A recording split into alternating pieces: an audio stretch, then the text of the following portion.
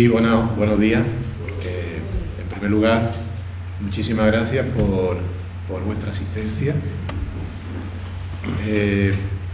Vamos a empezar la jornada con relación a la jornada de arte e historia programada por la Archicofradía del Santísimo Sacramento dentro de los años que conmemora, dentro de los años del año jubilar, ¿no?, como acto conmemorativo. Queremos agradecer al ilustrísimo señor alcalde su presencia, al ilustrísimo señor vicario, amigos de cofradías sacramentales, hermanos de cofradías sacramentales de Cabra, de Baena, de Lucena, y a todos los asistentes su asistencia.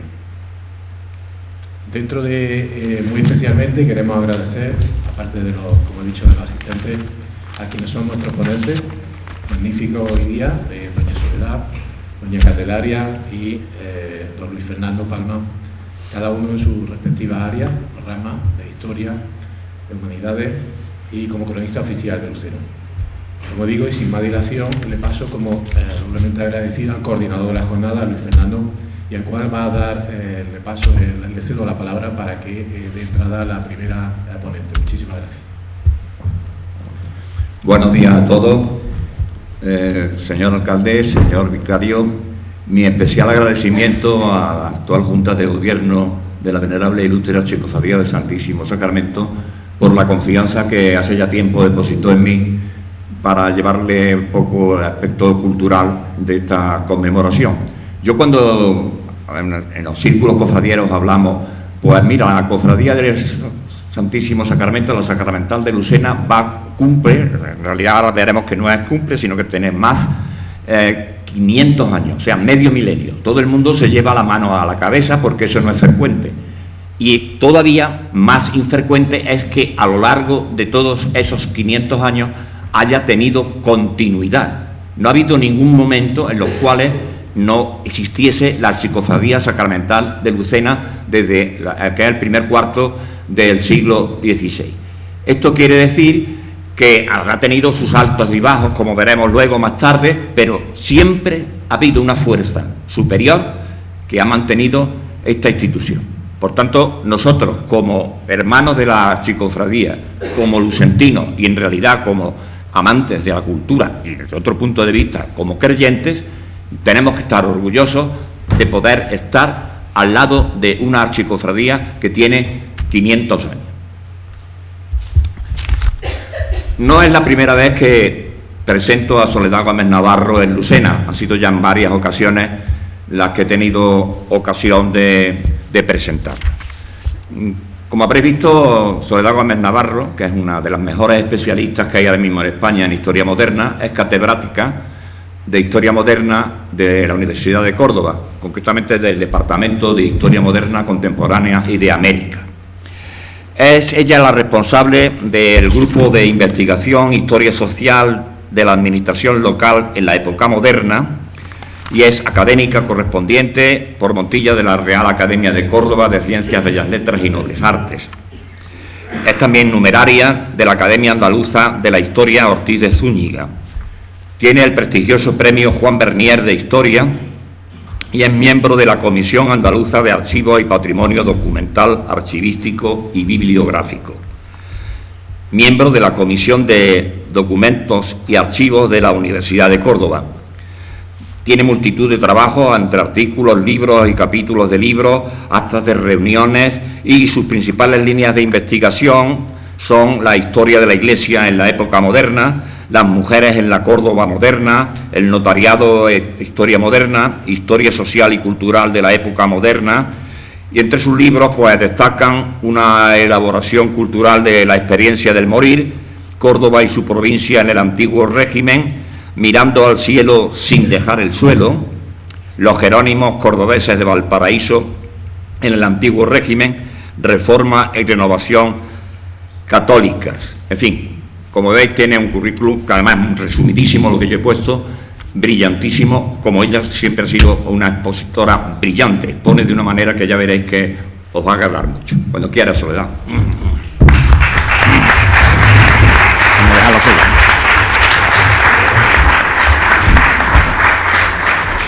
Ponte en el centro.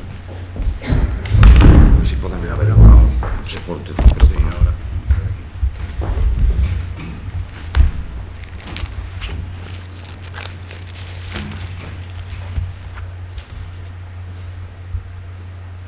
¿Cómo salgo de aquí? Aquí, esto es así en grande, ¿se ve ahí? Sí, se ve bien. Se ve grande, ¿no? Se ve bien, ahí. Va. No, de momento. Bueno, buenos días. Las palabras de Luis Fernando, esto ni caso. Yo lo agradezco muchísimo porque lo conozco hace muchos años y eso es fruto de trabajo, nada más, hago mi trabajo.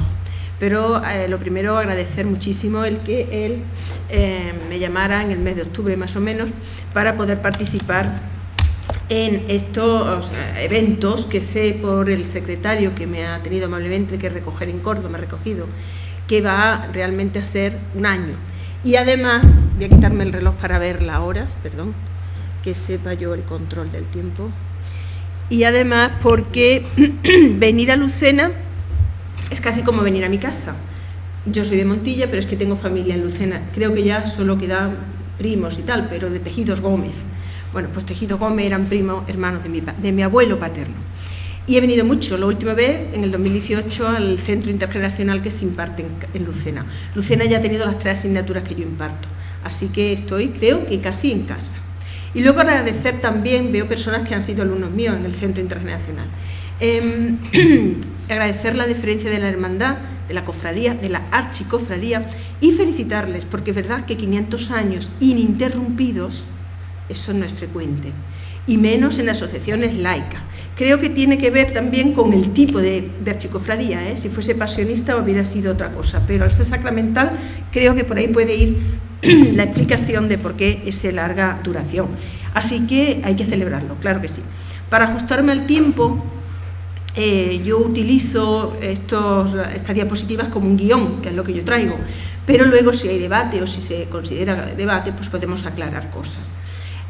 Trataré de ajustarme para que haya descanso y para que siga luego mi compañera Candelaria. El título sí que me interesa aclararlo, Eucaristía y muerte en la Europa de Carlos V. Es decir, yo voy a ceñirme a 2 de los grandes elementos que siempre están en las parroquias, la sacramental y ánimas. ¿Por qué eso? ¿Por qué? Pero también la segunda parte. Cuando él me habló, cuando Fernando me habló de un poco la idea que él tenía de la jornada de hoy, en realidad yo lo que marco es el contexto ante, en y post Trento, porque realmente Carlos V muere sin haber acabado el Concilio de Trento, es decir, que la sacramental de Lucena se crea dentro de ese proceso reformador previo a la reforma tridentina, que surge, como en ese libro que ha dicho Luis Fernando, que es el último que he publicado sobre reforma y renovación católicas, surge desde la base y desde la cúspide, ya por los reyes católicos fines del siglo XV, comienzo del siglo XVI. Es decir, en España hubo reforma, claro que la hubo. Lo que pasa es que la hubo, previa a los grandes reformadores que vamos a ver ahora, más conocidos, y hubo una reforma no solo desde la corona, sino también desde la base. Y además me interesaba marcar esos tiempos porque la Europa de Carlos V supone un proceso añadido interesante para entender de lo que estamos hablando. Eucaristía y muerte no solo son las 2 hermandades sacramentales por antonomasia, parroquiales por antonomasia, sino que en realidad de lo que nos habla es de lo que separa el protestantismo del catolicismo. Yo tengo algún artículo sobre Eucaristía en la que no voy a entrar en detalle porque es muy difícil en cuestiones teológicas, pero sí decirles que se tocaba el nudo gordiano de la diferencia entre ambas cuestiones, entre la vida y la muerte. Ese contexto, por tanto, yo creo que es fundamental para poder entender lo que voy a trazar, son líneas generales. Y también la relación entre política y religión. En la Edad Moderna eso es fundamental, fundamental. A partir del 18 se empiezan a separar, pero a fines del 15, comienzo del 16, la uña y la carne. En realidad de lo que vamos a hablar aquí es de política. ¿Que tenía un trasfondo religioso? Evidentemente, porque la Edad Moderna, repito, era fundamental. No se concebía el mundo fuera de lo sagrado, pero hablamos sobre todo de poderes políticos. Bien, esos serán los mimbres, ese contexto ante, en y pos. De lo que estamos hablando en realidad es de la reforma, de la necesidad de reforma en la Iglesia. Digo en, me imagino que será inclusiva la en. El libro de Yves Congar, que es un teólogo actual, es muy interesante porque dice que en la historia de la Iglesia siempre ha habido reformas en, pero no reformas de. Me refiero de la Iglesia Católica, en el seno de la Iglesia Católica. La cristiandad se había roto en el siglo XII con los ortodoxos, pero en el comienzo del XVI hasta la fecha que vamos a poner de comienzo en la diapositiva siguiente, la cristiandad occidental era una. Pero siempre había habido esa necesidad de reformar y de autorreformar. Se reforma el monacato en el siglo XII, con el Cister, luego se va a reformar el clero regular. Cisneros es una apuesta de los Reyes Católicos para reformar la orden más famosa en ese momento y más extensa, que eran los franciscanos, pero yo he puesto ahí un símbolo, solamente un símbolo, porque esto nos daría para mucho tiempo y yo quiero ajustarme al que me han recomendado. Erasmo. Erasmo es una pieza más de una línea de reforma que empieza en el siglo XIV y que hay que unir a las grandes males de la vieja iglesia bajo medieval. Males, o sea, causas de la decadencia, pues simonia, sodomía, concubinato, abuso de las reglas monásticas, papas que tenían totalmente el incumplimiento del celibato porque se sabía que tenían a sus familias, a sus hijos, nepotismo, enriquecimiento, servicio político de los príncipes alemanes, etcétera, etcétera, etcétera. Del siglo XIV, la crisis bajo medieval no se puede entender sin esa apelación a los factores, pero tampoco podemos entender a Erasmo, a Lutero y a la Reforma de Trento. Hablaba de una decadencia general de la Europa del siglo XIV, XIV y parte del XVI. Por eso hablo de un proceso en construcción. En realidad, cuando surge su hermandad, su archicofradía, cuando vamos a ver el periodo en que surge, que es el emperador Carlos V, que llega a España en 1517, como ven, él muere en el 58, aunque había abdicado 2 años antes, todo se está construyendo. Por eso he puesto luego un proceso en construcción. Y crisis y reforma en la Iglesia. Erasmo como símbolo, repito, porque todos van a partir de Erasmo. La formación del emperador es erasmista, es el fracaso del emperador, de eso no podemos hablar, pero la política religiosa es un fracaso también, porque él ve desmembrado el imperio, y el fracaso estuvo en que él tenía las ideas imbuidas por Adriano de Utrecht, erasmista de pro, de que era posible la universitas cristiana, nada más alejado ya de una Europa que empezaba a dividirse en estados independientes. Esa idea además suponía que el emperador estaba por encima de la otra cabeza, de esa bicefale que era el Papa, todavía más difícil, porque el Papa ya va a reclamar también el ser uno más en el tablero de la política internacional. Así que Erasmo de Rotterdam, que se escribe con Lutero, al que Enrique VIII, porque todo esto pasa a la vez, le pide cartas en los deseos de qué tiene que hacer para divorciarse de Catalina de Aragón, y que Lutero le dice a Erasmo: eres un cobarde porque pensamos lo mismo, pero no te atreves a dar el paso de separarte. Erasmo es digamos, el último eslabón, antes de lo que vamos a ver luego en ese proceso de reforma, donde empieza a cuestionarse realmente lo que separa a cristianos católicos de cristianos no católicos en estos temas de Eucaristía y muerte. Digo que tendríamos que haber hablado de Ockham, tendríamos que haber hablado de Duns Scotus, tendríamos que haber hablado del nominalismo, tendríamos que haber hablado de Wycliffe, de los místicos renanos, de Savonarola. No puedo, es imposible, eso hubiera exigido otra intervención. Pero Erasmo sí, porque es que Erasmo es testigo de esta época.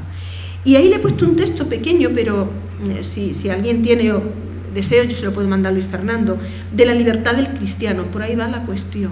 Es un problema fundamental de teología entre la libertad y la gracia. Ese es el nudo gordiano. Y esto que está escribiendo Erasmo lo va a decir exactamente Lutero, lo comulgan, están de acuerdo con ello. Por tanto, Erasmo es un referente que tenía que poner indefectiblemente. Y luego el problema que aparece en el mapa. No sé bien si se ve, pero imagino que sí, si no se lo leo bien, porque he cogido el más sencillito de los iconitos. El emperador Carlos recibe muchos territorios, pues con eso recibe problemas. Poder y problemas, porque el poder da problemas generalmente, también puede dar beneficios, pero da más problemas. La herencia de Isabel la Católica, de Castilla, ya se ve claramente, evidentemente hay que sumar Canarias, hay que sumar América, digo en Europa. La herencia de Fernando también se ve claramente, los territorios de la Corona de Aragón, y ya incluye, miren qué bien, por supuesto se ve todas las conquistas del Reino de Nápoles, que era mucho más evidentemente que la ciudad de Nápoles. La herencia de Felipe I, su padre, que era Flandes y el Franco condado por la madre, por María de Borgoña, y que va a ser una cosa fundamental para entender la política matrimonial que habían establecido sus abuelos, emparentar, como es lógico, con las grandes potencias, no con las no importantes. Para eso no se hacen pactos políticos, y para rodear a Francia, que como ustedes ven está rodeada, era la gran enemiga, ¿no?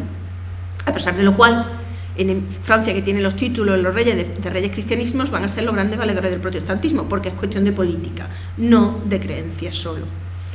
Evidentemente están los estados patrimoniales del abuelo, pero les aclaro, el estado patrimonial era Austria, Austria, Estiria, Carintia, Carniola. Lo que ocurre que ya 2 años después de llegar Carlos a las costas españolas, en el 19, hemos hecho un ciclo en la facultad en Córdoba sobre esto. Bueno, he promovido un ciclo para celebrar 500 años de Carlos V emperador.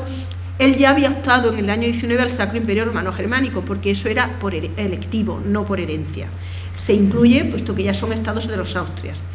Y por último vemos las adquisiciones de Carlos V. Milán, que no es definitivamente unido a la monarquía hasta Felipe II, y lo que va a ser luego las Provincias Unidas del Norte, pero que tampoco se van a consolidar del todo hasta el reinado de su hijo. Bueno, pues ahí surgirán los problemas.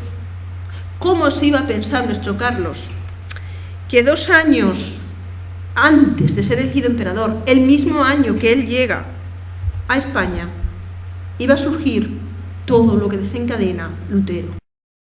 Fray Martín Lutero, este agustino interesantísimo, piedra de toque de todos los 4 que le he puesto ahí, por poner, he marcado un siglo entero de historia XVI, del siglo XVI, un siglo entero con 4 líneas, ¿no? Por eso he puesto 1517 puntitos suspensivos. Y he cogido esta porque se ve muy bien las 95 tesis. Claro, voy a decir el significado de que esto esté aquí, en relación a lo que aquí afecta del contexto antes de, ¿no?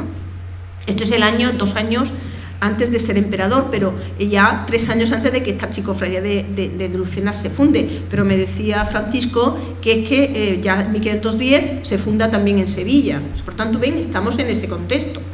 Esas 95 tesis contra las indulgencias, eso es piedra de toque de la muerte. Pero ese es el episodio, lo que está detrás es lo fundamental. Le sigue Zuinglio. Todos parten de Erasmo, pero todos van superando a Erasmo y profundizando en la Reforma. Ustedes entienden bien lo que es profundizando, o sea, radicalizándose. El otro día en clase un alumno me dijo que no entendía la palabra profundización en los procesos sociales de cuarto.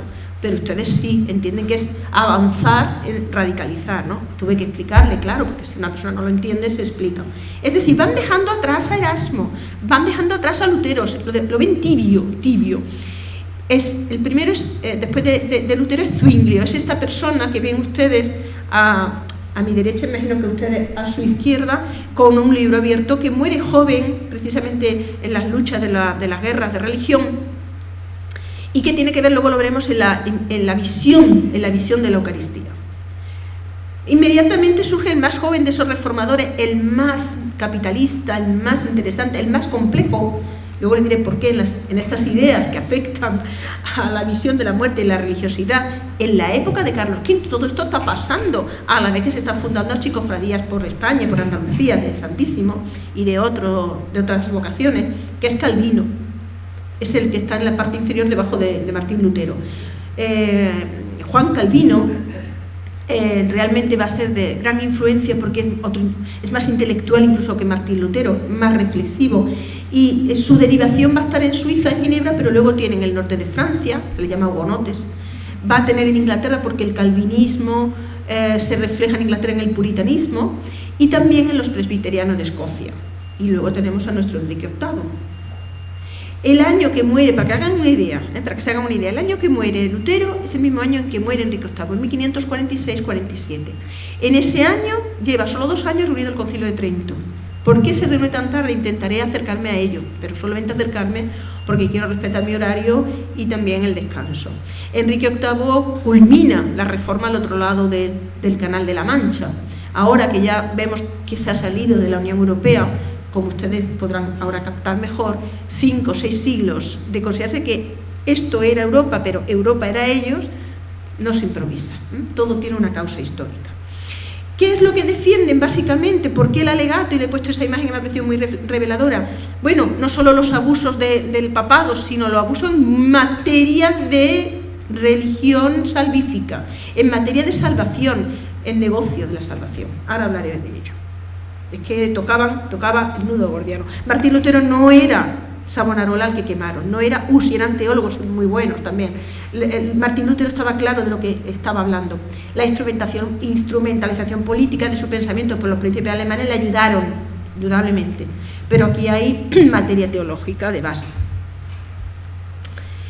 En esta tercera, que esto daría para mucho, pero para que se hagan una idea de lo que está sucediendo mientras tanto en Europa, ¿no? Mientras tanto en Europa. ¿Qué está pasando mientras tanto en Europa? El Concilio de Trento se intenta reunir ya en los años 30, 32, 35, pero el emperador está en plena lucha contra los protestantes, que se han levantado apoyando a Lutero en el año 19, el mismo año que es coronado emperador. O sea, Maximiliano, su abuelo, le deja esta herencia a su nieto. Y no solo eso, sino que en 2 o 3 años la selva negra está levantada, el 90% de los príncipes de la historia alemanes se han hecho luteranos, con una dimensión política, repito, porque el emperador quiere ejercer como los emperadores medievales. El tiempo es otro, el tiempo históricamente es otro.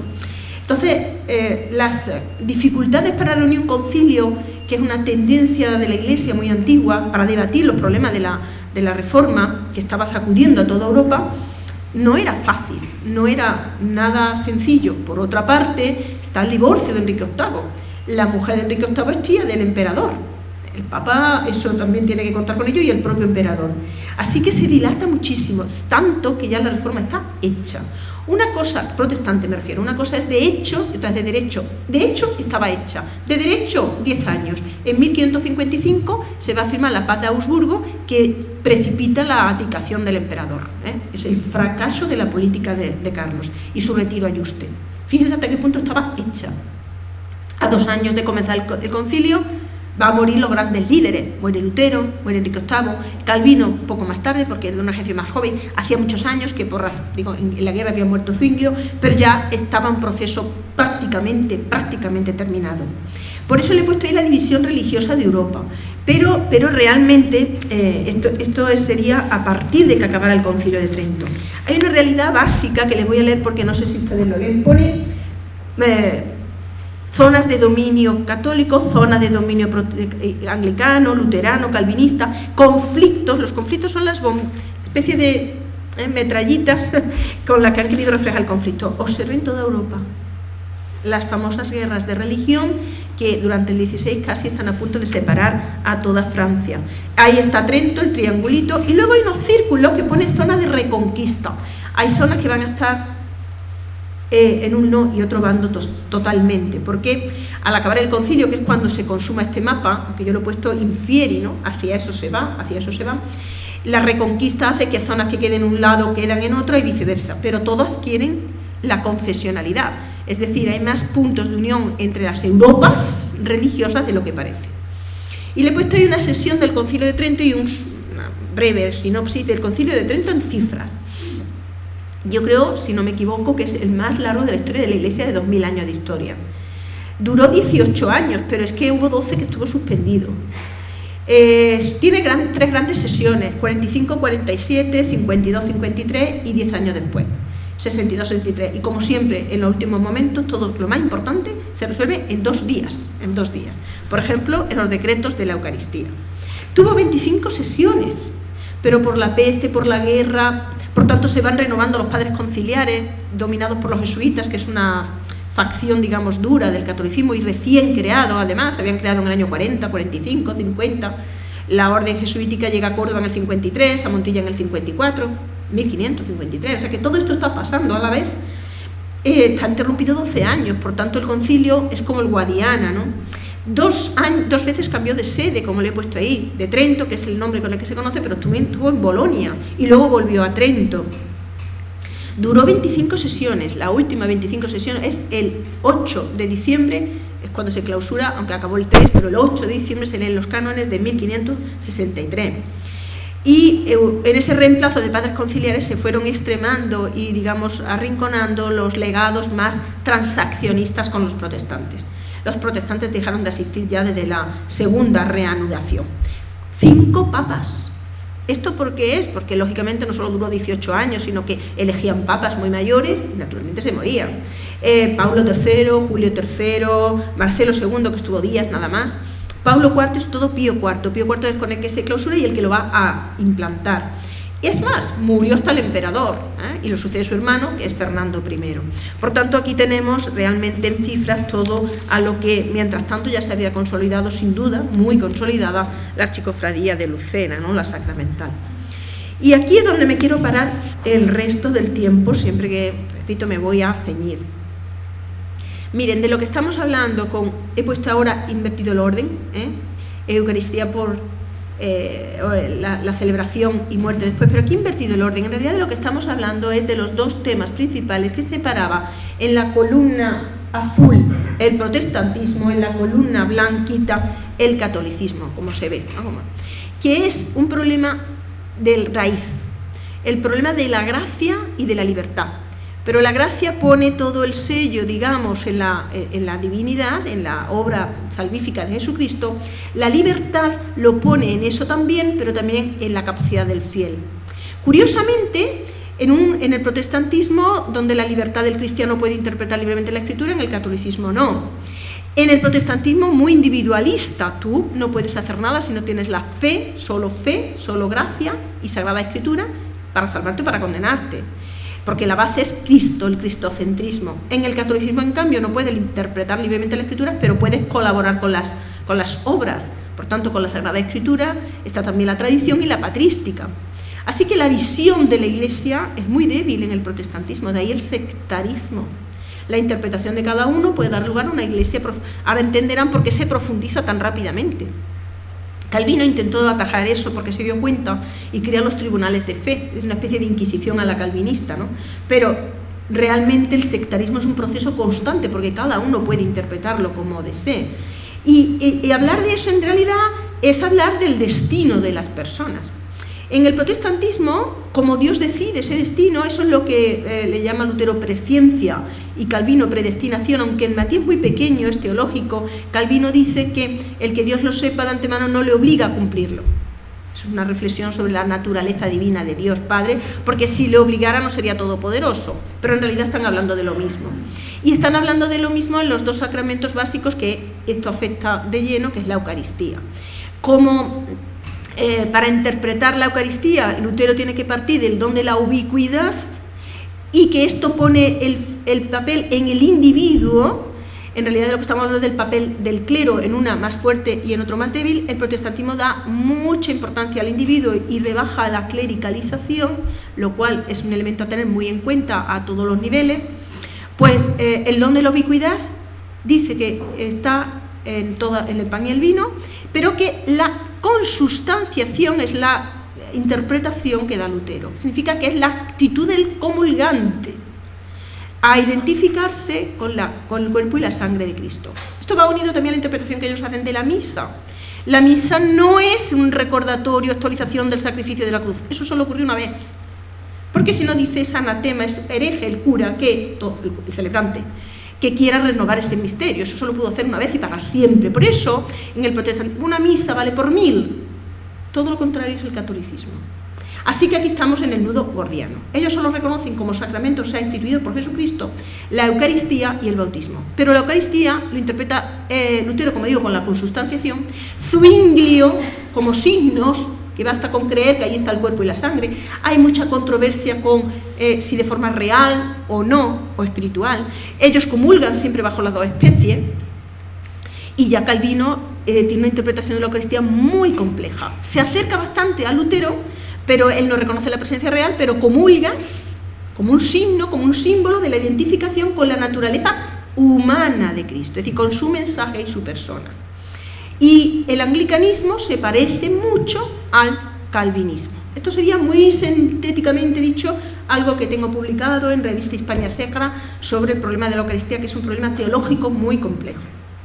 En el otro lado, en el catolicismo, que es lo que afecta, porque al fin y al cabo, cuando muera Carlos V, no ha terminado el Concilio de Trento, pero lo que se va a imponer, y donde este ámbito lucentino, andaluz, castellano, hispánico, católico, europeo, va a vérselas por 3 siglos hasta el Vaticano I, y el Vaticano I no suprime nada del Concilio de Trento. En la Iglesia católica todo se acumula, simplemente se añade, se sigue celebrando la Eucaristía y el sacramento del matrimonio y el bautismo como estableció el canon romano, ¿no? Bien, el catolicismo parte de la cooperación del fiel con con Cristo, con Dios Padre. Entonces la función de la Iglesia es fundamental, que ha quedado muy rebajadita en comunidades pequeñitas en el protestantismo. Aquí no. La Iglesia es, digamos, comulgante nunca me he dicho, en vasos comunicantes, militante, los que estamos en este mundo, purgante, los que han fallecido, y triunfante. De un plumazo, todo lo que había Lutero dicho que no valía porque era un negocio de la salvación, hablo en términos históricos, obviamente, aquí se distingue eso bien, se afirma. El purgatorio, la Virgen, los santos, los intercesores celestes, las devociones de las reliquias, porque no mueres y ya te olvidas, sino que siguen rezando por mí, aquí abajo, para que, como te ves te verás, el famoso adagio de San Jerónimo, ¿no? Para que cuando yo me muera, recen también. Pero claro, eso se afirmaba de nuevo las indulgencias.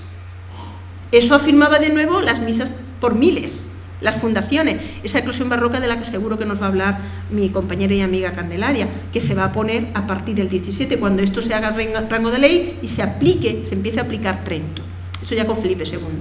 Se reafirma la misa, pero repito, la interpretación católica de la misa dice que siempre es un recordatorio del sacramento, porque pone, el sacramento del sacrificio, porque pone el énfasis en la clericalización, lo cual es muy importante.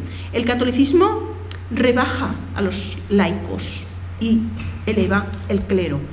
La presencia real de Cristo en la Eucaristía, aunque se rechaza la comunión bajo las dos especies, porque, claro, eso es protestante, y la palabra clave es transustanciación. Fíjense qué importante. ¿Dónde está el debate en el fondo? En el fondo el debate está que aquí en la transustanciación es la palabra del celebrante. También, claro, hay que estar en condiciones para comulgar, esto ya nos lo decían en la primera comunión, pero las palabras de celebrante que solo el que es sacerdote puede hacer en la fórmula. Esto es más fuerte de lo que parece en relación al protestantismo. Rebaja muchísimo la figura de los laicos. Naturalmente se afirman los 7 sacramentos y el libre albedrío, no en cuanto a la interpretación protestante de libremente interpretar la Escritura según el espíritu que Dios nos da a cada uno, en lo cual que no salga de aquí, servidora está de acuerdo, sino en el valor de las buenas obras, y donde me di cuenta, falta una S en buenas obras, de las indulgencias y de los sufragios, pero esto puede dar lugar también a la manga ancha, como va a ocurrir en el 17, ¿no?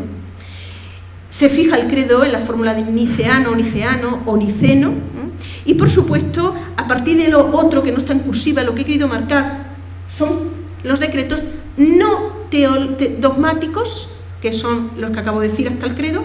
Eso no se puede cambiar, o lo tomas o lo dejas entero, pero los que vienen ahora son de reforma, disciplinarios, se pueden cambiar, ¿no? Se reafirma, fíjense, lo primero, la jerarquía, empezando por el obispo, el párroco, que por eso las 2 cofradías que se van a obligar en todas las parroquias, por pequeñitas que sean, la mental y la de ánimas, fíjense, las 2 que acabo de comentar. Se afirma el celibato eclesiástico, el celibato, no la castidad, como me dice un sacerdote muy amigo mío, digo, ya, sí lo sé.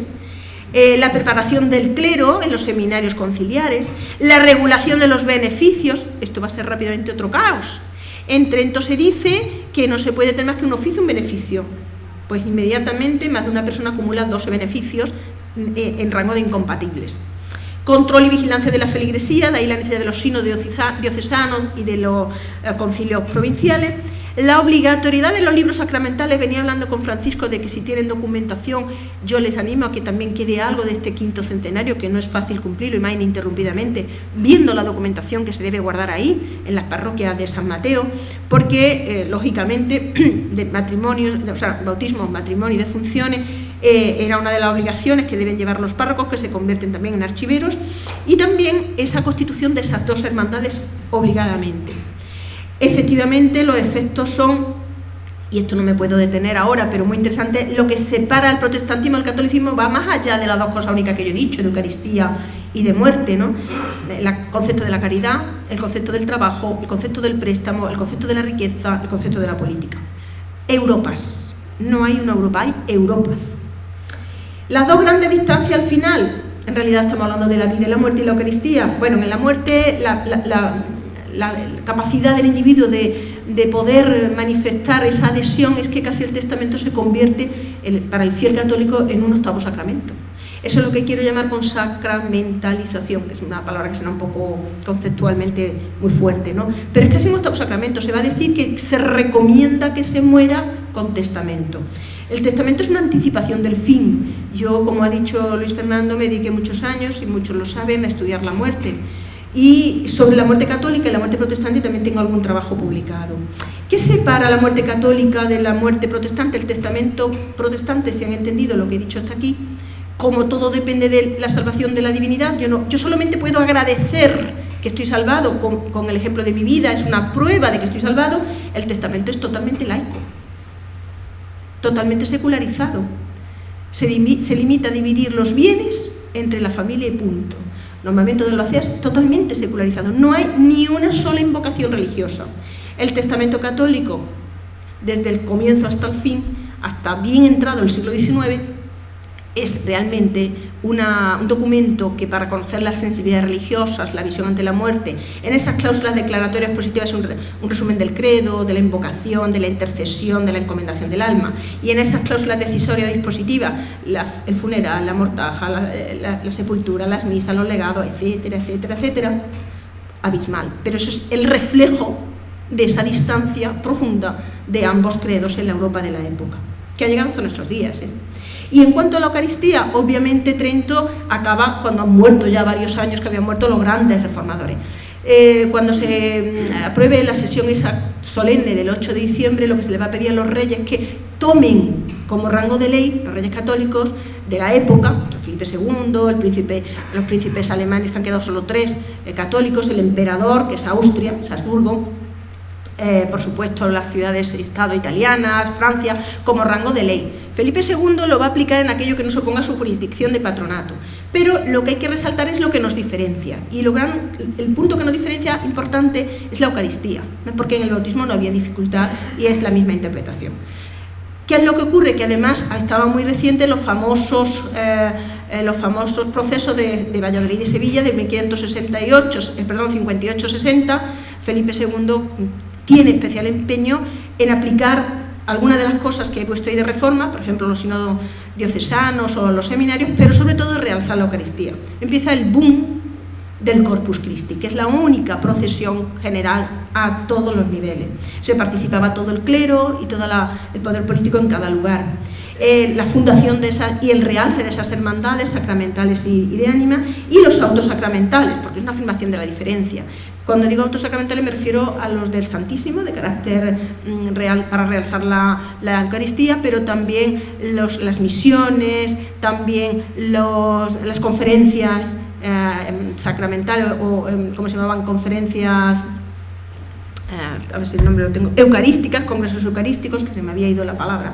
Y también todas las leyes o tratados o libros de los moralistas. Quizá el más conocido es Hernando de Camargo, pero no es el único. Yo tengo algún articulillo hecho sobre otro que es menos conocido, que es Mouchy, André de Mouchy, que tiene Veritate, sobre la verdad del Santísimo Sacramento en latín, Veritate Santissimi Corpus Christi. Entonces, esto va a representar esa eclosión que va a estallar pues un siglo después, ya fines del siglo XVI, y sobre todo el XVII y el XVIII, porque lo barroco, como seguramente nos van a decir ahora, y ahora ya termino, ahora sí, lo barroco no queda en el XVII. Si hay un siglo verdaderamente barroco, y lo mido por un signo de muerte, es el XVIII. El 100% de las mortajas franciscanas está en 1780 y no en 1680. Bueno, pues muchas gracias.